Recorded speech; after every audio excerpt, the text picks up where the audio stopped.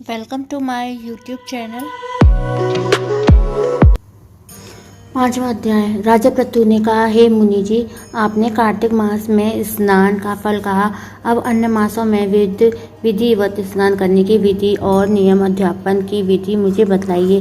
देवर्षि नारद बोले, हे राजन, आप भगवान विष्णु के अंश से उत्पन्न हुए हैं, अतः यह बात आपको मालूम ही है। फिर भी मैं आपको यथोचित विधान बतलाता हूँ, ध्यान से सुनिए।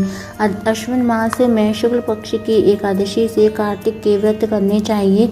सुबह ब्रह्म मुहूर्त में उठकर जल का पात्र लेकर गांव से बाहर पूर्व या उत्तर दिशा में जाएं। दिन में अथवा शाम को कान पर जनेऊ चढ़ाकर पृथ्वी पर घास बिछा के सिर को कपड़े से ढककर मुंह को बलपूर्वक भली भांति बंद करके थूक व सांस को रोक कर मल व मूत्र का त्याग करने के पश्चात मिट्टी व जल से भली भांति अपने अंगों को धोए। तत्पश्चात जो मनुष्य धातुन्मुख शुद्धि नहीं करता, उसके सब मंत्र निष्फल हो जाते हैं। अतः दांत और जीभ का यत्न पूर्वक शुद्ध करना चाहिए और निम्नलिखित मंत्र पढ़कर वृक्ष से दातुन तोड़नी चाहिए। हे बृहस्पति, तुम हमें आयु, कीर्ति, तेज, प्रजा, पशु संपत्ति, महा ज्ञान, बुद्धि, विद्या हमको प्रदान करो। यह मंत्र पढ़कर दूध वाले वृक्ष पर से बाहर अंगुल की दातुन तोड़कर करें। व्रत या श्राद्ध के दिन दातुन नहीं करनी चाहिए। प्रतिपदा, अमावस्या, नवमी, छठी, रविवार को चंद्र तथा सूर्य ग्रहण में दातुन करनी चाहिए। कटीले पेड़ों, कपास, पीपल, बरगद और निर्गंध, इन पेड़ों की दातुन करनी चाहिए। पश्चात भली भांति स्नान करके फूल, माला, चंदन और पान इत्यादि पूजा की सामग्री लेकर प्रसन्न मन भक्तिपूर्वक भगवान शंकर के मंदिर में जाना चाहिए। वहाँ सभी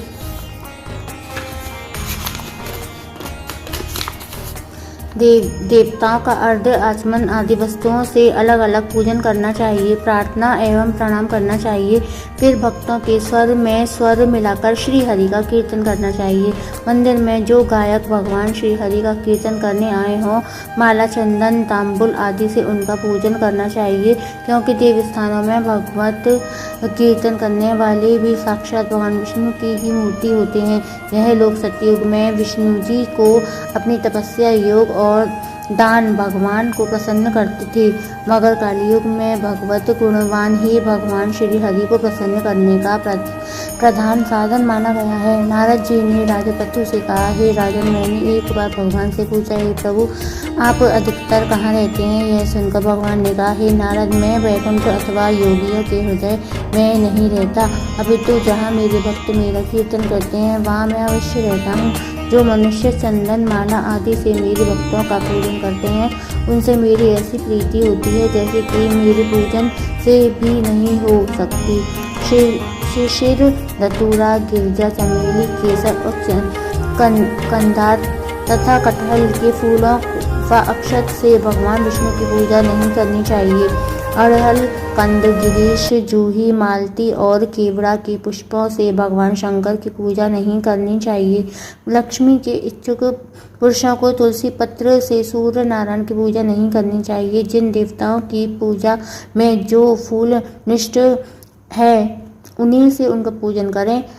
पूजन समाप्त करने के पश्चात भगवान से क्षमा प्रार्थना करें, यथा, हे सुरेश्वर, हे देव, मेरे पास ना मंत्र है न क्रिया है, मैं भक्ति से हीन हूँ, जो कुछ भी पूजा मैंने आपकी की है उसे पूरा करें। ऐसी प्रार्थना करने के बाद दंडवत प्रणाम व दो